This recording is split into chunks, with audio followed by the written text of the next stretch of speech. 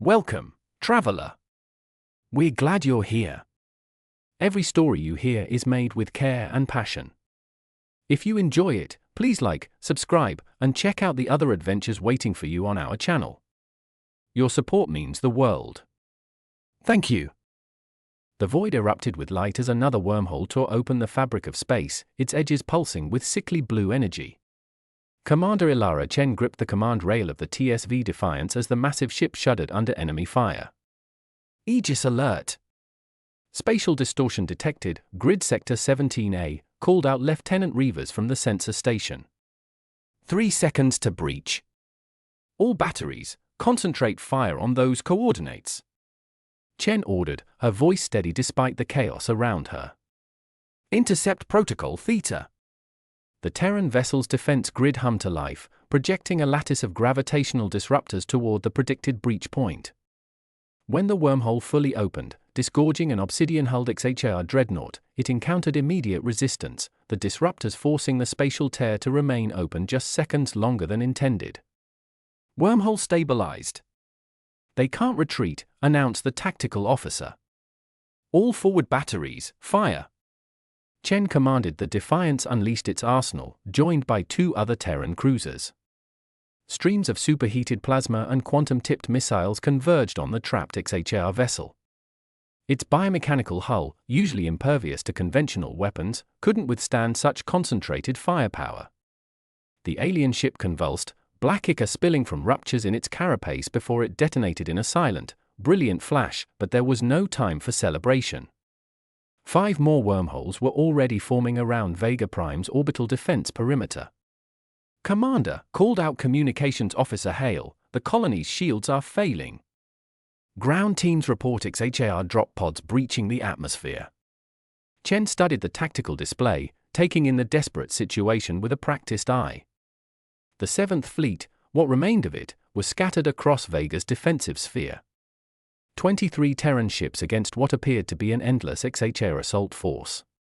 The Aegis array was their only advantage, providing precious seconds of warning before each wormhole appeared, preventing the aliens from using their hit-and-run tactics that had devastated humanity for decades. Signal Admiral Thorne, Chen ordered. Tell him Vega Prime cannot hold without reinforcements. The quantum relay was hit, Commander. We're cut off from command. Chen closed her eyes for a brief moment, then made her decision. Order the civilian evacuation ships to jump now, under escort from Cruiser Group 2. All remaining vessels will regroup at these coordinates.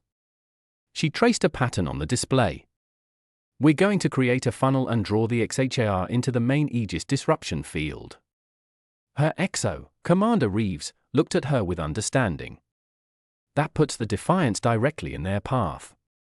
Yes, it does, Chen replied, meeting his gaze. Signal all hands. Prepare for close engagement. 20 minutes later, the Defiance shuddered as 3 Xha'ar capital ships focused their fire on its failing shields. Chen had positioned her vessel perfectly, a wounded prey drawing the predators exactly where she wanted them. Aegis disruption field at full power, reported Reavers. Wormhole generation impossible within 5,000 kilometers. Chen watched as the alien vessels realized their mistake too late.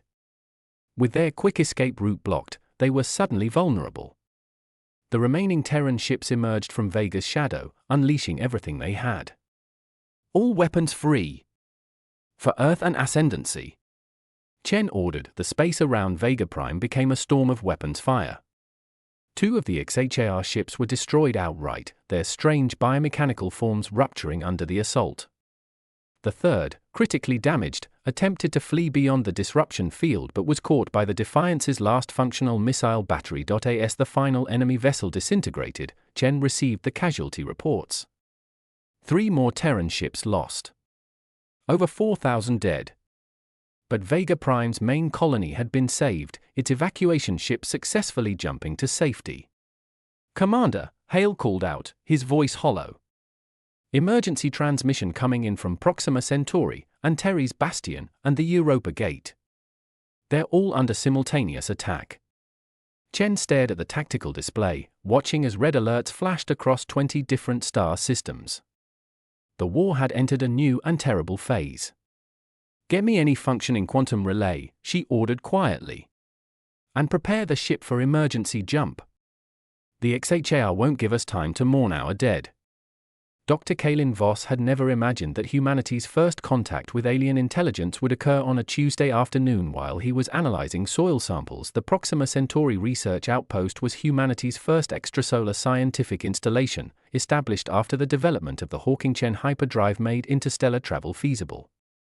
Voss, a xenobiologist by training, had spent 3 years searching for microbial life on Proxima b, the rocky world orbiting humanity's nearest stellar neighbor. The station's alarm caught him by surprise, a short, urgent sound that he'd never heard before. "Unidentified objects entering orbit," announced the station's AI. "Origin unknown. Arrival method unknown." Voss rushed to the observation deck, joined by a dozen other scientists. Through the reinforced viewport, they watched as space itself seemed to tear open, creating circular apertures of swirling energy approximately 500 kilometers above the planet's surface. "Are those wormholes?" whispered Dr. Samara Lee, an astrophysicist standing beside him. Before anyone could answer, massive vessels emerged from the spatial tiers, sleek, obsidian structures that seemed to absorb rather than reflect light. Their hulls were smooth but segmented, resembling both mechanical constructs and biological entities. "My God," breathed Voss, activating his neural implant to record everything. First contact. The Colonial Defense Force responded as expected, sending standard greeting packages on all frequencies while simultaneously moving their patrol vessels into defensive positions. The small fleet of 6 ships, little more than armed transports, approached cautiously. The aliens answered with weapons fire that seemed to bend the laws of physics. Beams of coruscating energy lashed out, cutting through the human vessels as if they were paper. Explosions blossomed silently in the vacuum as one by one, the defense ships were obliterated. "They're not even trying to communicate," Lee said, her voice breaking. "Why would they?" The station shuddered as proximity alarms screamed. One of the alien vessels had broken off from the main group and was heading directly for the research outpost. "All personnel to emergency pods," ordered Director Chen over the station-wide comm. "This is not a drill. Evacuation Protocol Omega." Voss ran toward the biology lab, ignoring the evacuation order. His research, 3 years of careful cataloging and analysis, couldn't be abandoned. He transferred the most critical files to his personal data core, working frantically as the station trembled under what he assumed was weapons fire. When he finally reached the escape pod bay, only one remained. As the pod ejected from the dying station, Voss caught a glimpse of the alien vessel through the viewport. It wasn't firing indiscriminately, it was methodically cutting open specific sections of the station, as if performing some kind of dissection. His pod accelerated away, its small stealth system activating automatically. As Proxima Centauri shrank behind him, Voss watched in horror as more alien ships descended toward the main colony, home to over 20,000 people. "They'll never believe me," he whispered to himself, clutching the data core. "They'll never believe any of this." But within weeks, as reports of similar attacks reached the Terran ascendancy from other outer colonies, belief was no longer an issue. Humanity had made first contact, and that contact was extermination. Admiral Marcus Thorne stood before the Emergency War Council, a hastily assembled body of military and civilian leaders gathered in the subterranean chambers beneath New Geneva. Outside, life in the Terran Ascendancy's capital continued normally, Earth's 20 billion inhabitants still largely unaware of the threat gathering at the edges of human space. In the 15 years since first contact, Thorne began, his weathered face illuminated by the holographic display, "We have lost 43 colonies and outposts to these aliens. Over 6 million dead or missing. Our conventional military response has been ineffective." The display showed footage from a dozen different engagements, Terran warships firing uselessly at alien vessels that would simply tear open space and vanish before significant damage could be inflicted. "We must face facts," Thorne continued. "The Ascendancy, for all its technological prowess, is fighting an enemy with capabilities we barely understand. These Xha'ar, as our xenolinguists have designated them from recovered communication fragments, appear able to create stable wormholes at will, giving them tactical advantages we cannot counter." Minister Zhao of the Civilian Authority leaned forward. The public is already questioning our handling of what they believe to be isolated incidents. If we announce a state of war, we are already at war, Minister, Thorne interrupted. The Xha'ar simply didn't bother with a declaration. At the current rate of advance, they will reach core colony worlds within 5 years. The room fell silent as the implications sank in. The Terran ascendancy had known peace for generations. Minor conflicts with separatist factions and colonial disputes had been the extent of military action since the unification. No one in the room had experience with existential warfare. "What do you propose, Admiral?" asked President Cato, her voice steady despite the palpable tension. Thorne gestured, and the display changed to show schematics for a massive project. The Starforge Initiative. A complete restructuring of our defensive doctrine and the development of new technologies specifically designed to counter the Xha'ar threat. For the next hour, Thorne outlined his vision: a network of AI-enhanced early warning satellites, quantum sensors capable of detecting spatial anomalies that preceded wormhole formation, and research into dark matter weapons that might affect the Xha'ar's seemingly impervious biomechanical hulls. "And the cost?" asked Finance Counsellor Becky. "Everything we can spare," Thorne answered bluntly. "And much that we can't. This isn't about balancing budgets, Counselor. It's about ensuring humanity has a future." The council debated through the night, but in the end, the vote was unanimous.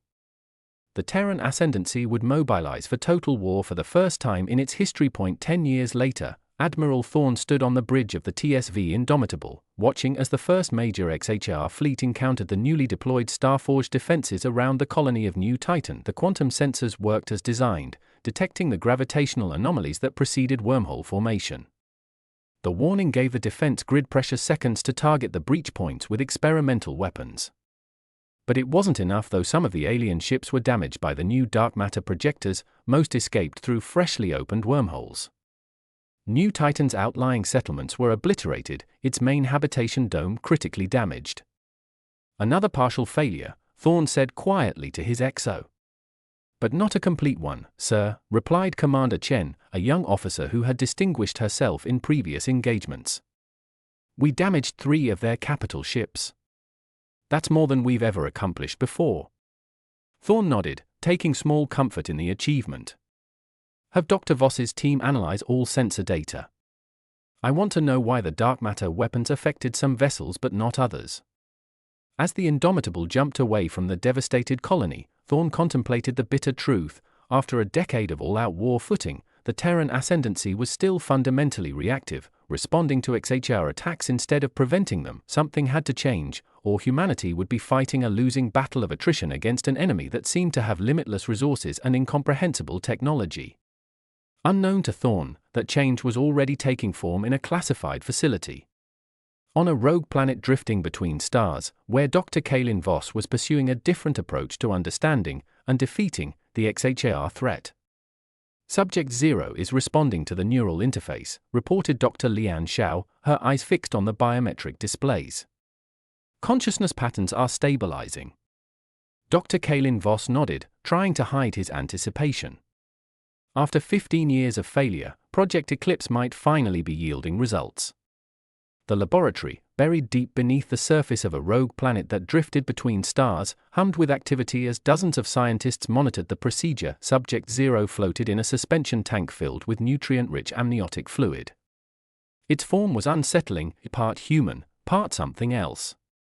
The hybrid body had been painstakingly grown using recovered Xha'ar biological material and human stem cells, designed to house a specially engineered consciousness that might bridge the gap between species. "Neural activity is approaching human baseline," Lian continued. "Should we attempt communication?" Voss hesitated. The Terran Ascendance's high command knew about Project Eclipse but not its true nature. On paper, it was a classified research program analyzing Xha'ar biology and technology. In reality, Voss had gone much further, creating what some on his team considered an abomination. "Begin the interface sequence," he ordered. "Low bandwidth only." The neural link activated, creating a direct connection between Voss's mind and the hybrid entity. The sensation was disorienting, like suddenly having an additional set of senses overlaid upon his own identity. The thought wasn't verbalized, but Voss perceived it clearly through the link. "I am Dr. Kalin Voss," he responded aloud, knowing his words would be translated into neural patterns. Human scientist. Creator. Purpose? Understanding. Communication with the Xha'ar. Prevention of extinction. A flood of images crashed through the link, stars exploding, worlds burning, vast biomechanical fleets moving through space with singular purpose. Voss gasped, falling to his knees as his mind struggled to process the alien perspective. When he recovered, he understood. The Xha'ar were not a civilization in any human sense. They were a weapon, a biological tool created by some ancient species to cleanse the galaxy of intelligent life that might one day threaten them. The Xha'ar operated on a hive mind principle, their consciousness distributed across countless biomechanical vessels, unified by the wormhole network that allowed instantaneous communication across vast distances. They existed only to destroy. Not out of malice or resource competition, but because that was their fundamental programming. They couldn't be reasoned with because they weren't designed for diplomacy, only eradication. "My God," whispered Voss. "They're a galactic immune system targeting technological civilizations." Lian looked at him, alarmed by his pallor. "What did you see?" "Everything," he replied. "And I know how to stop them." Over the next decade, Subject Zero became the key to understanding Xha'ar communication and technology. The hybrid consciousness could partially interface with recovered Xha'ar components, deciphering their operating principles. This knowledge proved invaluable as Admiral Thorne's Starforge initiative evolved into something far more ambitious, the Aegis Array. But Voss kept his greatest discovery secret, sharing it only with his most trusted colleagues. Project Eclipse had a second purpose beyond understanding the Xha'ar. Subject Zero was being designed not just as a bridge between species, but as a weapon, a virus carrier that could infect the Xha'ar hive mind and shut it down from within. The ethical implications haunted Voss. He was planning the genocide of an entire species, albeit an artificial one created solely for destruction. As he watched humanity's colonies fall one by one, however, his resolve hardened. It was them or us, and he had chosen humanity. Admiral Marcus Thorne, now in his 70s but still commanding the remains of the Terran fleet, stood before the Strategic Defense Council. His once dark hair had gone completely white, his face deeply lined from decades of watching humanity fight a losing war. "The Aegis Array is not just another weapon," he explained, gesturing to the holographic display. "It represents a fundamental change in our approach to the Xha'ar threat." The display showed thousands of satellites, each equipped with quantum entanglement sensors and gravitational disruptors, deployed in a vast network across human space. Each node was linked to every other through instantaneous quantum communications, creating a detection web that could monitor millions of cubic light-years simultaneously. "For 40 years, we've been fighting reactively," Thorne continued. "The Xha'ar open wormholes, strike, and vanish before we can mount an effective response. The array changes that equation. When they create wormholes, we'll detect the gravitational anomalies seconds before they appear." Minister Rivera, who had replaced Zhao on the council, leaned forward. "Seconds doesn't seem like much advantage, Admiral."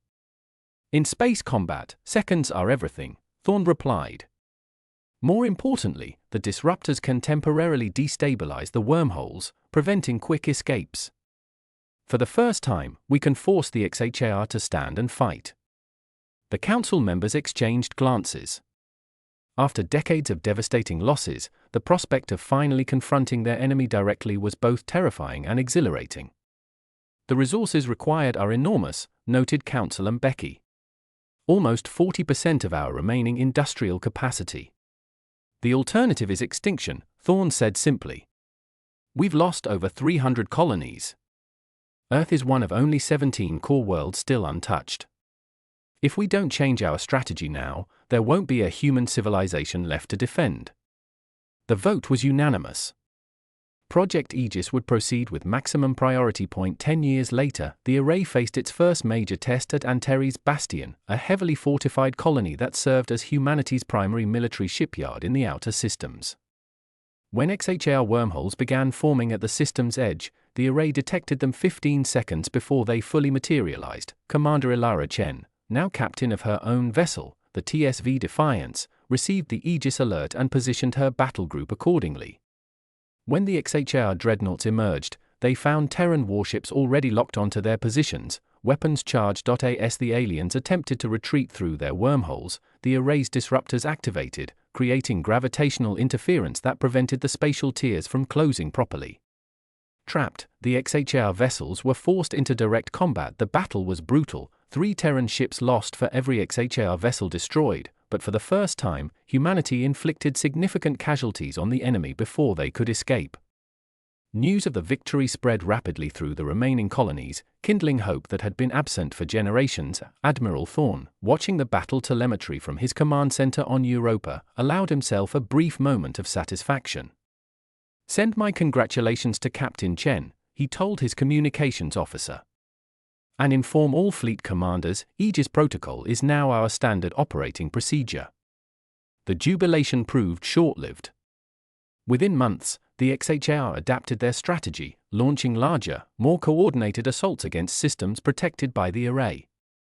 Instead of relying on hit-and-run tactics, they now committed overwhelming force, attempting to destroy the Aegis nodes before withdrawing. Battles shifted from one-sided massacres to brutal wars of attrition. Humanity continued to lose ground, but now they made the Xha'ar pay for every system they took. The war had entered a new phase, bloodier than before, but with humanity finally able to fight back effectively. The alarm pierced the quiet of Admiral Thorn's quarters on the lunar military base Armstrong Point. He had been reviewing tactical reports when the Aegis alert system activated, its tone different from the standard warning, higher-pitched, more urgent.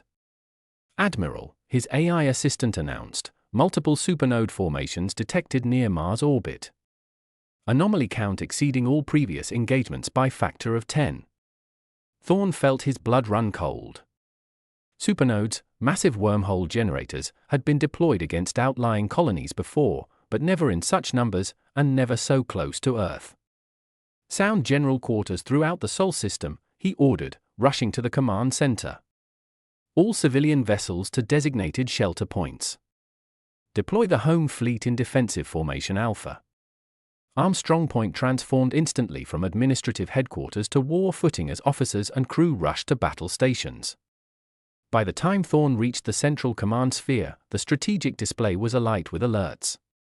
Supernodes forming in clusters, reported Fleet Coordinator Diaz. 17 distinct groupings detected. Aegis predictions suggest major emergence points near Mars, Venus, and Earth high orbit. "Where's the Defiance?" Thorn demanded. "Captain Chen's battle group is on station near the Jupiter defensive perimeter, sir. ETA to Earth orbit, 40 minutes at emergency burn." Thorn nodded grimly. "Too long. Order all available ships to form a defensive shell around Earth. Activate the orbital defense grid and prepare the dark matter cannons." As he issued commands, Thorn watched the display with growing dread. The Xha'ar had never committed forces of this magnitude before. The simultaneous formation of so many supernodes could only mean one thing: they were targeting humanity's homeworld directly. The first wormholes opened near Mars, disgorging hundreds of Xha'ar vessels of all sizes. The Aegis array functioned as designed, giving the defenders precious warning, but the sheer number of enemy ships overwhelmed the disruptors. More wormholes tore open near Venus, then in Earth orbit itself. The Battle of Sol had begun. From his command center, Thorn directed humanity's desperate defense. The home fleet, 380 ships representing the finest vessels in the Terran ascendancy, engaged the Xha'ar armada. Earth's orbital defense platforms, hundreds of automated weapon systems, and ground-based cannons joined the fray. The space around Earth became a storm of weapons fire and explosions. Xha'ar biomechanical ships, their hulls absorbing rather than reflecting light, moved with eerie coordination against the human defenders. Terran vessels fought individually and in small groups, their tactics more diverse but less unified. 6 hours into the battle, the situation was critical. Half the home fleet had been destroyed. 3 major orbital platforms had fallen, their wreckage creating dangerous debris fields in Earth's orbit. The Aegis array was only partially functional, many nodes destroyed in the initial assault. "Admiral," called out Diaz, "Captain Chen's battle group has arrived. They're engaging the Xha'ar forces near the moon." Thorn watched as the Defiance and its escort vessels plunged into the fray, targeting a Xha'ar command node with surgical precision. Chen's tactics were brilliant, using the moon's gravity to slingshot her vessels into firing position, then accelerating away before the enemy could respond effectively. But brilliance wasn't enough. The Xha'ar numbers were simply too great. As Thorn watched, 2 of Chen's escort cruisers were destroyed by concentrated enemy fire. "Sir," Diaz said quietly, "civilian casualties are mounting. New Delhi, Shanghai, and Cairo have been hit by orbital strikes. Eastern seaboard defenses are failing." Thorn made the hardest decision of his long career. "Activate Protocol Omega." Authorization Thorn Alpha 7 Delta 9. A hush fell over the command center. Protocol Omega was the deployment of humanity's most devastating weapons, experimental dark matter devices that could collapse the supernodes but would cause untold collateral damage to the surrounding space. "Confirm authorization," the system requested. "Confirmed," Thorn said firmly. "Target all active supernodes." As the weapons deployed, Thorn sent a personal message to Captain Chen, "Xha'ar, withdraw your forces immediately. Fall back to the Persi Expanse. Someone needs to carry on if we fail here." The dark matter weapons activated simultaneously, their effects unlike any conventional arms. Space itself seemed to warp around the Xha'ar supernodes, the fabric of reality twisting before imploding. The spatial tiers that allowed the alien vessels to enter the system collapsed in cascade reactions, destroying many of the invaders while trapping others in normal space. The effect on Earth was catastrophic. Gravitational waves rippled across the planet, triggering tsunamis, earthquakes, and atmospheric disturbances. Millions died in the immediate aftermath. Billions more would face hardship as Earth's ecosystem struggled to recover, but the Xha'ar advance had been stopped. Their main force was either destroyed or scattered, the survivors retreating through the few remaining functional wormholes. When it was over, Thorn stood among the ruins of Armstrong Point, watching Earth through a cracked viewport. The planet still spun on its axis, clouds still moved across its surface, but now massive scars were visible even from the moon, burning cities, devastated coastlines. "We saved it," said Diaz, standing beside him. "But at what cost?" "Everything," Thorn replied quietly. "And this is just the beginning." With Earth's infrastructure devastated and the Terran Ascendancy government decapitated, Thorn made another fateful decision. Command operations would be relocated to the fortified colonies in the Persi Expanse, humanity's last significant territory with intact military and industrial capacity. As his transport left lunar orbit, Thorn cast one final glance at the wounded Earth. For 70 years, humanity had fought a defensive war, losing ground constantly but retaining its central worlds. That era was over. The next phase would be a desperate struggle for survival itself. Admiral Xha'ar Chen stood on the bridge of the TSV Defiance, now the flagship of humanity's remaining naval forces. The tactical display showed yet another evacuation in progress, the colony of Tau Ceti, once home to 12 million people, now being abandoned as the Xha'ar advanced relentlessly through human space. Civilian transports at 80% capacity, reported her XO, Commander Rivera. Estimated time to completion, 3 hours. "The Xha'ar will be here in 2, Chen replied grimly. "Deploy the Ghost Fleet to sectors 4 through 7. Let's make them work for it." The Ghost Fleet, automated defense vessels and trap-laden decoys, had become a standard part of Chen's scorched Earth strategy. As humanity retreated from system after system, they left behind sophisticated autonomous weapons designed to slow the Xha'ar advance. It wasn't enough to stop the aliens, but it bought precious time for civilian evacuations. 5 years had passed since the fall of Earth. With the homeworld's infrastructure devastated and billions dead, the remnants of the Terran Ascendancy had consolidated around the fortified colonies in the Persi Expanse. Admiral Thorn had died 2 years earlier, not in battle, but from the cancer that had been eating away at him for decades. His final order had elevated Chen to supreme commander of all remaining military forces. Human space had shrunk from thousands of star systems to mere hundreds. The Aegis array was only partially functional, maintained by scattered engineering teams working with limited resources. Every retreat meant abandoning more Aegis nodes, further degrading humanity's early warning system against Xha'ar wormhole incursions. Admiral, called Communications Officer Hale, now a captain himself, transmission from Project Eclipse. Dr. Voss requests immediate secure conference. Chen nodded. In my ready room. Hold our position until I return. In the privacy of her quarters, Chen activated the quantum-encrypted channel. Kalin Voss appeared as a hologram, older, gaunt, his eyes sunken from decades of work in the hidden facility that housed Project Eclipse. Subject 0 has made a breakthrough, Voss began without preamble. It's developed the ability to partially interface with Xha'ar navigational systems. Chen leaned forward. Can we track their movements? Predict their attacks?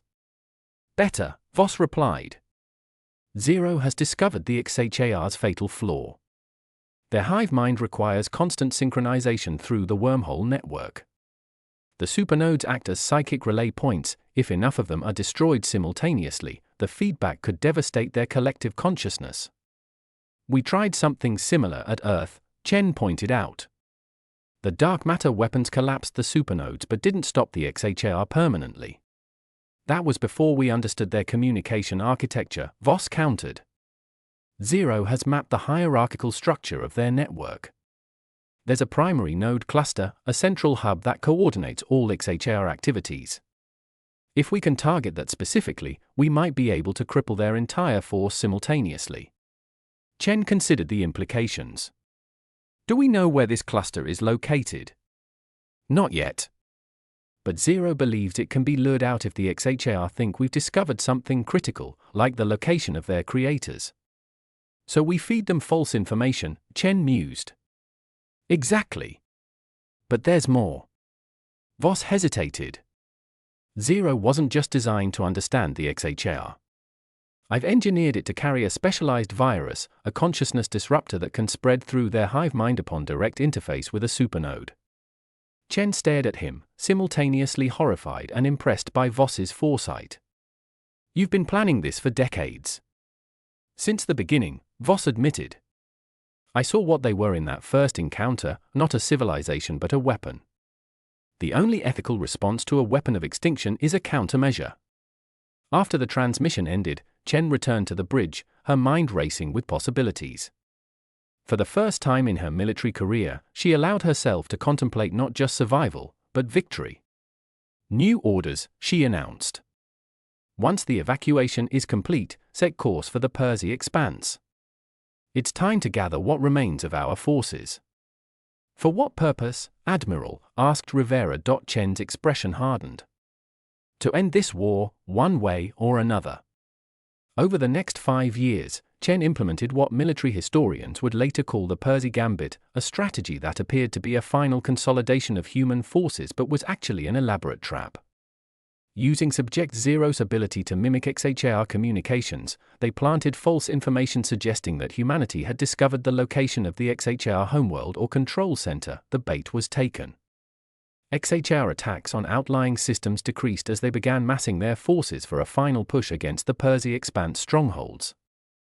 In the war room aboard the TSV Defiance, Admiral Chen addressed the commanders of humanity's remaining military forces, 23 men and women representing fleet elements that had once numbered in the thousands. Operation Red Horizon will commence in 6 days, she began, activating the holographic display. All intelligence indicates that the Xha'ar are massing for a coordinated assault on the Percy Expanse. They've committed approximately 80% of their total forces to this operation. The display showed the target area, a cluster of 7 star systems that represented humanity's last significant foothold. Each system was heavily fortified, protected by the remaining functional sections of the Aegis array.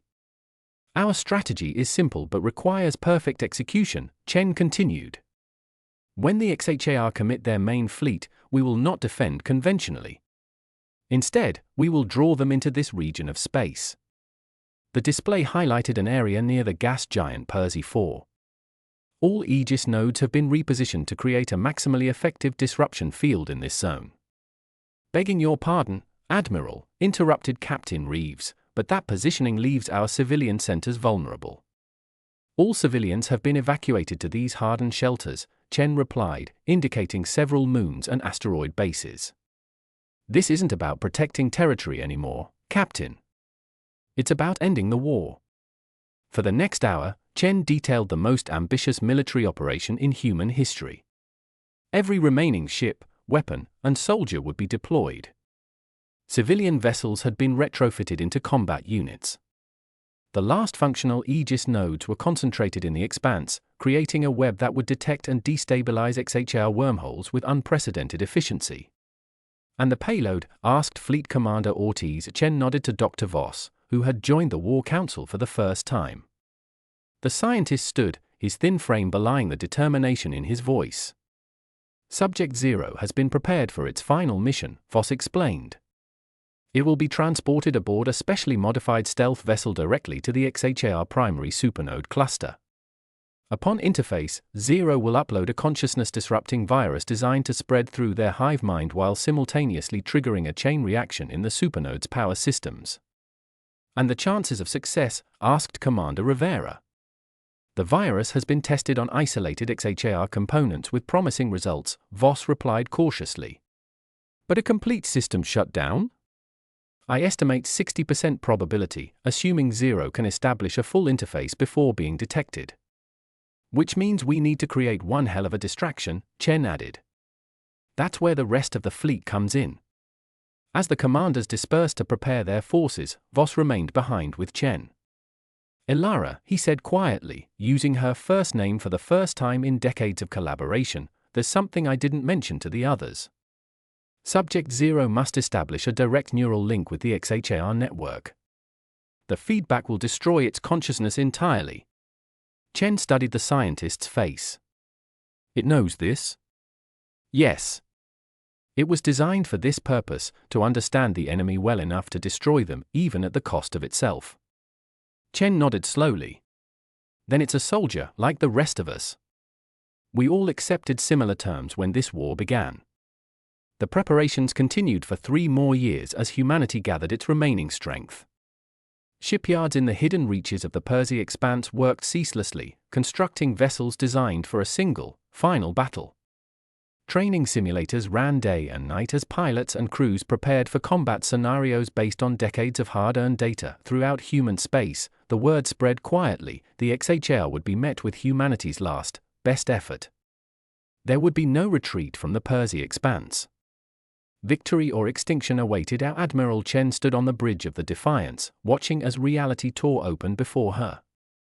Thousands of wormholes appeared simultaneously across a vast swathe of space, their edges pulsing with the now familiar blue energy that had heralded humanity's suffering for 90 years. Aegis alert, announced the tactical officer, his voice steady despite the enormity of what they faced. Spatial distortions detected in all sectors. Count exceeding 30,000 distinct anomalies. All vessels, battle formation Omega, Chen ordered calmly. Aegis disruption fields to maximum power. The Terran fleet, 257 warships representing the last significant naval force humanity could muster, moved into predetermined positions as tens of thousands of Xha'ar vessels poured through the spatial tiers. Biomechanical ships of all sizes, from small attack craft to massive dreadnoughts, advanced with the eerie coordination that marked their hive mind. They've committed their entire force, observed Commander Rivera. Just as we predicted. Chen nodded. And now the real test begins. Launch fighter wings Alpha through Kappa. Cruiser groups to form defensive perimeter around the Aegis core. The battle unfolded across multiple star systems simultaneously. Planets became battlegrounds as Xha'ar drop ships penetrated atmospheres. Space itself seemed to warp and twist as weapons of unimaginable power were deployed by both sides. The Aegis array gave humanity a fighting chance, preventing the Xha'ar from using their hit-and-run tactics, but the sheer number of enemy vessels was overwhelming. 6 hours into the engagement, Chen received the signal she had been waiting for. A quantum-encrypted message from Dr. Voss, primary supernode cluster identified. Coordinates attached. Zero is ready. It's time, Chen told Rivera. Prepare the strike force. A specially designated battle group, the Defiance and 5 escort vessels modified for extreme speed and stealth, broke away from the main conflict, accelerating toward a sector where the Xha'ar command presence was strongest. Subject 0, housed in a specially designed life support pod, waited in the flagship's secure BAY.as they approached. Sensors detected what they sought, a cluster of 7 supernodes, larger and more complex than any encountered before. Around them swarmed hundreds of Xha'ar defender vessels. "We'll never break through that screen," Rivera said quietly. "We don't need to," Chen replied. "All ships, execute protocol Sunburst." 20 minutes later, Admiral Thorne's flagship and the remainder of the Terran fleet launched a massive, coordinated attack against the Xha'ar defensive formations across 3 star systems, an all-out assault that appeared to be humanity's desperate final push. As expected, the alien commanders redirected forces to meet this new threat, drawing defenders away from the supernodes. Chen's strike force, operating under advanced stealth protocols, slipped through the weakened screen. But they didn't remain undetected for long. As they closed on the primary supernode, Xha'ar interceptors swarmed toward them. "Escorts, defensive pattern Delta," Chen ordered. "Buy us time." One by one, the escort vessels sacrificed themselves, engaging the interceptors to clear a path for the Defiance. The flagship absorbed punishing fire, its shields failing, hull breaches reported on multiple decks. "We're within range," reported the tactical officer. "But the ship can't take much more of this." "Launch Zero's pod," Chen commanded. "All remaining power to engines and point defense." The pod ejected, its small propulsion system accelerating it toward the nearest supernode. Xha'ar weapons fire pursued it, but the Defiance positioned itself as a shield, absorbing shots meant for the pod. "Admiral," called Rivera, structural integrity failing. "We have minutes at most." Chen watched the tactical display as Zero's pod made contact with the alien supernode. For a moment, nothing seemed to happen. Then, a strange energy pulse emanated from the point of contact, spreading outward through the Xha'ar network like ripples in a pond. "It's working," she whispered. Across the battlefield, Xha'ar vessels began to falter. Some drifted aimlessly, their coordinated movements dissolving into chaos. Others continued fighting but with noticeably reduced effectiveness. The virus was spreading through their hive mind, disrupting the instantaneous communication that made them so lethal, but the victory came at a terrible price. As Zero interfaced with the supernode, it triggered not just the virus but a catastrophic overload in the alien power systems. Massive time-space ruptures began to form, consuming both human and Xha'ar ships alike. "All vessels, emergency jump to safe coordinates," Chen ordered as the Defiance shuddered around her. "Get clear of the spatial distortions." The flagship's engines flared one last time, but it was too late. The gravitational forces tore at the already damaged hull, pulling the ship apart. As darkness closed in, Chen felt a strange sense of peace. She had done everything possible to ensure humanity's survival. Now, it was in the hands of those who remained. The observation deck of New Geneva Station offered an unparalleled view of Earth. 10 years after the Battle of the Persia Expanse, the homeworld was healing. Where once there had been fire and devastation, now green was returning to scorched continents.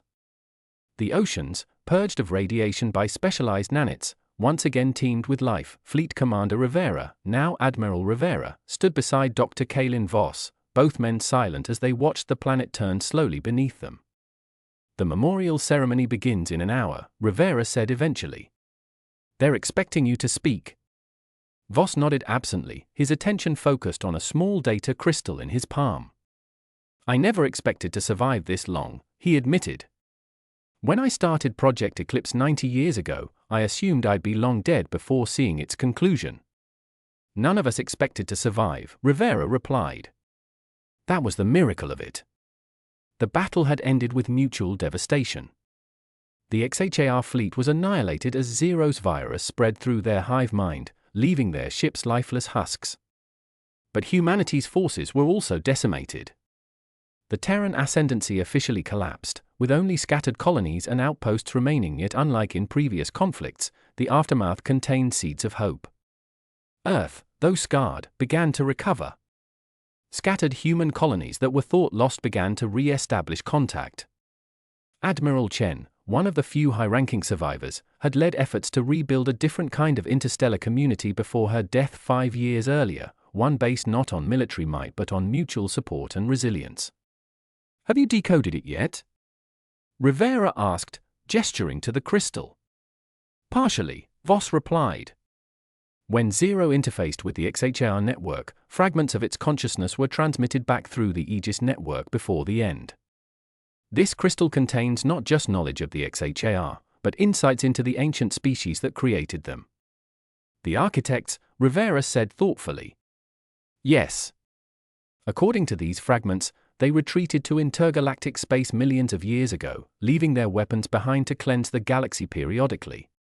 But their civilization still exists, somewhere beyond our reach. A problem for another generation, perhaps. Voss pocketed the crystal. One that will be better prepared than we were. Later, as thousands gathered in the memorial plaza to honor the countless dead, Voss stood at the podium, looking out over the sea of faces, survivors of humanity's greatest trial. 90 years ago, he began, an enemy came from the darkness between stars. They brought fire, and we answered with ash. But from those ashes, we have risen again, not just to rebuild what was lost, but to create something better. He gestured toward the Earth, visible through the station's massive viewport. Our homeworld heals, just as we do. Colonies reconnect. Knowledge that seemed lost forever is rediscovered. We have paid an unimaginable price, but we endure. His gaze moved to a group of children seated in the front row, the first generation born after the war's end. The stars are still there, waiting. And this time, we go forward not in conquest, but in wisdom. We go forward remembering what it cost to survive, and determined that such sacrifice shall never be necessary again. As the ceremony concluded, Voss stepped away from the podium and joined Rivera near the viewport. Beyond Earth, barely visible to the naked eye, a small fleet of research vessels prepared for departure, the first deep space expedition since the war's end. "They launch tomorrow?" Voss asked. Rivera nodded. "The Pathfinder mission. Charting safe routes between the surviving colonies, searching for resources, perhaps even finding new worlds to settle. Armed, of course. Of course. We're not fools.